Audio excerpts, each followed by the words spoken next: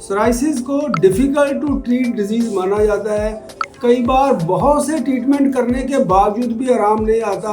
Even with the best of the institute, best of the treatment, best of the hospital, आज एक patient से मिलवाते हैं जो USA में बहुत से ट्रीटमेंट कर चुके थे लेकिन रिकवरी नहीं आ पा रहा था। कैसे आयुर्वेद के साथ उन्होंने हमारा वीडियो देख के ज्वाइन किया, कैसे रिकवरी आती है। आज 2 साल के बाद पेशेंट यूएसए से मिलने आए हैं, पेशेंट से बात करते हैं।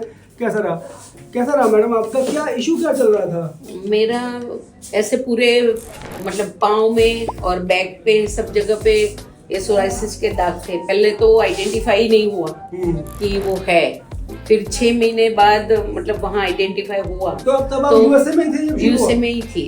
ठीक है। तभी उन्होंने वो स्किन टेस्ट किया, ये किया, वो किया, बायोप्सी जैसा कुछ लिया, वो करके फिर बताया कि बे सोराइसिस है। मगर उसकी एलोपैथी दवा चल रही थी तो उसमें स्टेरॉइड भी थे जो मुझे हार्म करते थे, मगर कोई रास्ता नहीं था। बाद में मैंने YouTube पे आपके बहुत सारे वीडियो देखे मगर विश्वास नहीं कर पाई थी। रिपीटर देखती रही, फिर मैंने कांटेक्ट किया और 2023 में मैंने कांटेक्ट करके फिर दवाई मंगवाई पहले। तो बहुत अच्छा हुआ मेरे साथ कि भाई मैंने कांटेक्ट किया तो यहाँ कोई डॉक्टर से मेरी बात भी हुई। उन्होंने फेस टाइम मेरा सब देखा, फोटो मैंने भेजे थे, वो फोटो सब देख के फिर उन्होंने बोला कि आपको ये मेडिसिन लेनी पड़ेगी। तो तभी तो मैंने पार्सल से ही मंगवाई थी और मेरे एक रिश्तेदार लेके आए थे। मगर फिर 23 में मैं यहाँ पर्सनली आई थी मगर आज मैं हैप्पी हूँ कि कुछ भी नहीं है। तो but you are very regular with your oils ना? यस। ऑयल आपने नहीं छोड़ी नहीं है ना? मगर ऑयलिंग होती रही। वहाँ यूएसए में कैसा रहता है, मौसम कैसा रहा बीच में? मौसम सर्दियों में तो बर्फ होती है, तो 2 महीना तो वैसे बर्फ ही होती है। कभी मतलब ऑयल लगाते हैं मगर धूप कुछ नहीं मिलती है। धूप का तो जैसे नन जैसा ही है कि नहीं मिलती है, तो मगर ऑयल फिर भी लगाती रहती हूँ। तो ऑयल जम जाता है तो उसको गर्म कैसे करते हो? ऑयल जम जाता है तो मैं माइक्रोवेव में रख देती हूँ, कटोरी में निकाल तो हो जाता है। अच्छा ये बताओ कि ओवरऑल विंटर्स इतनी बर्फ के बावजूद भी शांति से निकली? यहाँ शांति से निकली। कुछ भी नहीं हुआ।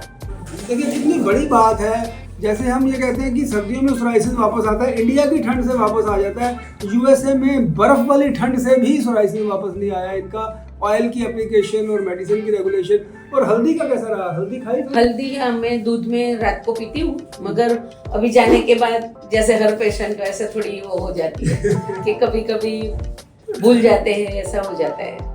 मगर पहले तो जब इतना था तभी तो रेगुलर, ऐसा समझो 2 साल तो मैंने पिया ही है, बहुत रेगुलर किया है।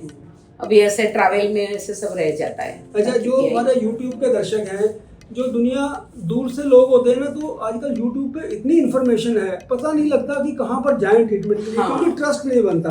आपका पर्सनल एक्सपीरियंस यहाँ पर, आपने डॉक्टर्स को भी देखा, पेशेंट्स भी आपने देखे आते हैं, मेरे से भी मुलाकात हुई। ओवरऑल एज ए इंस्टीट्यूट आपके क्या एक्सपीरियंस है कायाकल्प के बारे में?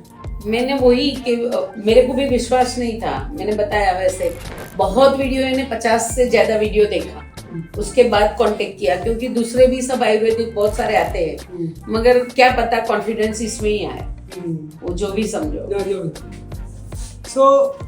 सोराइसिस में मैं कई बार क्या बोलता हूँ, एक सफ़ेद दाग का डिजीज ऐसा होता है और एक सोराइसिस का डिजीज ऐसा होता है। मैं अपने सभी दर्शकों को ये कहना चाहता हूँ, आप किसी भी डिजीज का ट्रीटमेंट कहीं से भी कराओ, कोई बहुत बड़ा नुकसान नहीं होता। नहीं आराम आया, डॉक्टर बदल लो।